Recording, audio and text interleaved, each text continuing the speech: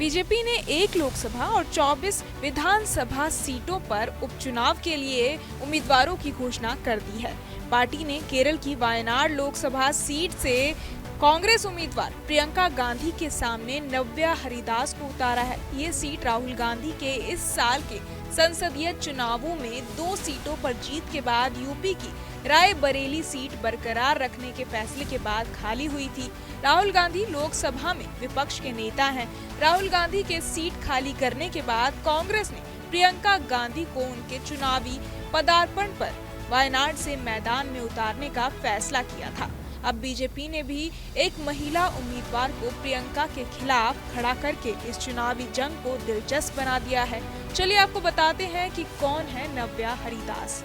नव्या हरिदास 39 साल की है, जिनके पति का नाम शोभिन श्याम है। वो एक मैकेनिकल इंजीनियर है। नव्या हरिदास भी ग्रेजुएट हैं। उन्होंने KMCT इंजीनियरिंग कॉलेज कालीकट विश्वविद्यालय से 2007 में बीटेक की है। वो कोझिकोड सहकारिता से पार्षद भी रह चुकी हैं। 2021 में हुए विधानसभा चुनाव में भी बीजेपी ने नव्या को मैदान में उतारा था, लेकिन इस चुनाव में उन्हें हार का सामना करना पड़ा था।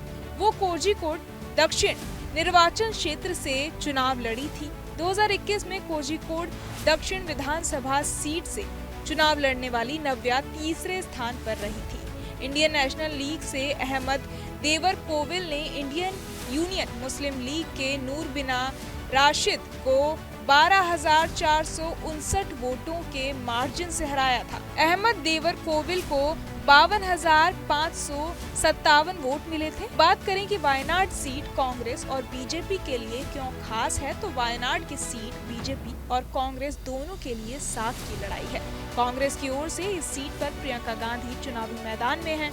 लोकसभा चुनाव के बाद राहुल गांधी ने वायनाड सीट को छोड़ दिया था और रायबरेली सीट से अपनी सांसदी को कायम रखा, जिसके बाद खाली हुई वायनाड सीट पर उपचुनाव हो रहे हैं। प्रियंका गांधी की चुनावी राजनीति में एंट्री को लेकर काफी पहले से चर्चा चल रही थी। जानकारों के अनुसार कांग्रेस इस सीट के जरिए दक्षिण भारत के साथ अपना जुड़ाव साधे रख सकती है। वायनाड लोकसभा सीट पर इस बार चुनाव काफी अहम माना जा रहा है, क्योंकि प्रियंका गांधी वाड्रा कांग्रेस के लिए एक महत्वपूर्ण चेहरा है और नव्या हरिदास बीजेपी के लिए एक युवा और जोशीला विकल्प मानी जा रही हैं।